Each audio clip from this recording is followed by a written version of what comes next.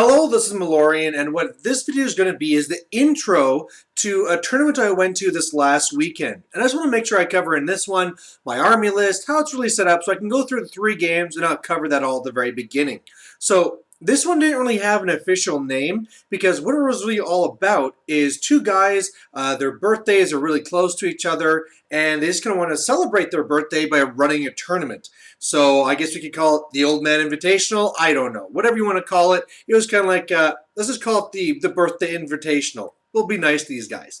But anyway, what they want to do is grab, 20 people, and these are going to be people that they're hand-picking out to come out because it's just going to be a fun tournament, right? This is not supposed to be come out and be really competitive and calling in the rules lawyers and all this stuff. Just a fun game. So right off the bat, especially because this is in a different city, I was honored right away that that's great that I got invited to something like this. I'm always a guy that's trying to fight my power gaming past to be seen more as a fun player, so it's great to even go out there and just knowing that when I go there, no matter who I play, it's going to be a fun game. So from the very beginning, the way they're going to set up, like I said, 3 games, it's going to be very campaign-based. So the idea behind it is it's all about Nagash and, they're trying to reclaim his severed hand and all these things, but fluffy story aside, it's really going to be good versus evil. So there's going to be 10 good teams, 10 evil teams.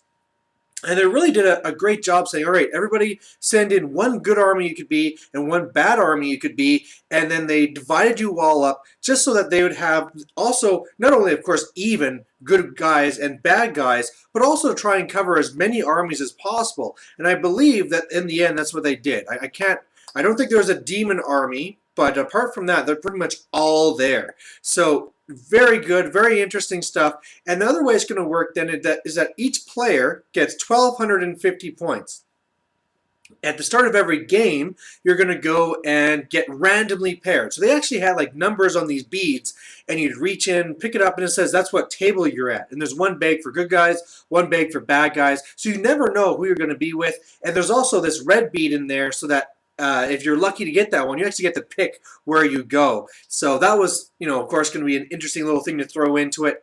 And really, so once you get into the game, all the missions are going to be kind of, they're not going to be like super wild and crazy, but they're going to be different and interesting. And in some cases, whoever wins the one game really affects what happens in the next game. So going into this, I thought, okay, 1,250 points, what can I do? And my first thing I went to was my chariot army. And I thought, that's great. This will force me to quickly finish painting the last of my goblin chariots, and then off we go, right? This will be a fun list. Well, basically, I submitted the list, and the guy said, no way. That actually won't be fun for anyone. Because when you scale this down to all the nice armies people are taking, all chariots, and man, I can't remember how many chariots I had in the list. It was, we're talking the double digits type of chariots here.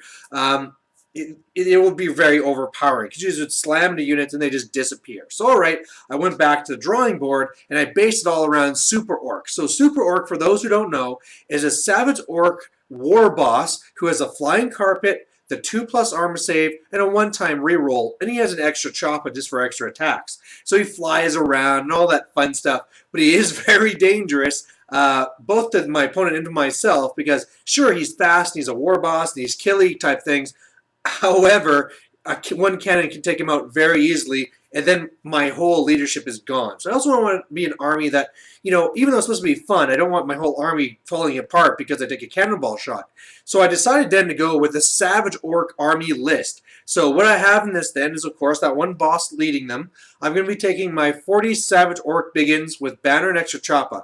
Now, this isn't nice, but it's my 1 solid unit I have in the army.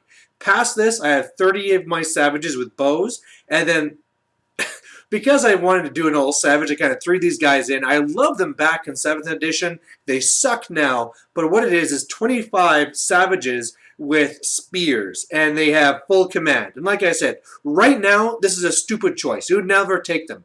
But in 7th, it was a good idea. So hey, I actually get to bring these guys out again.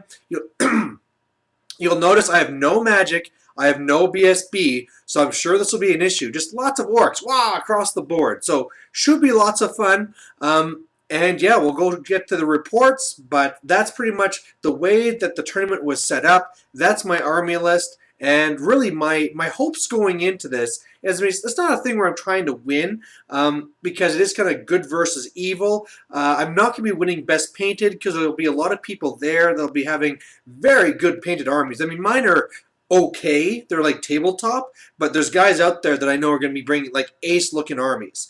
Finally, I mean, sometimes I try and go for best sportsman. This is basically grab all the people that are ever competing for best sportsman and put them together. So really, at the end, I'm not hoping to win anything. All I'm hoping to do is to win more than I lose, like I always try and do, and also try and hope to keep Super Orc alive through the whole thing, because I love Super Orc, and I'd be sad if he took a cannonball to the face. But hey, sometimes these things happen. So there you have it, and we'll see what happens in reports.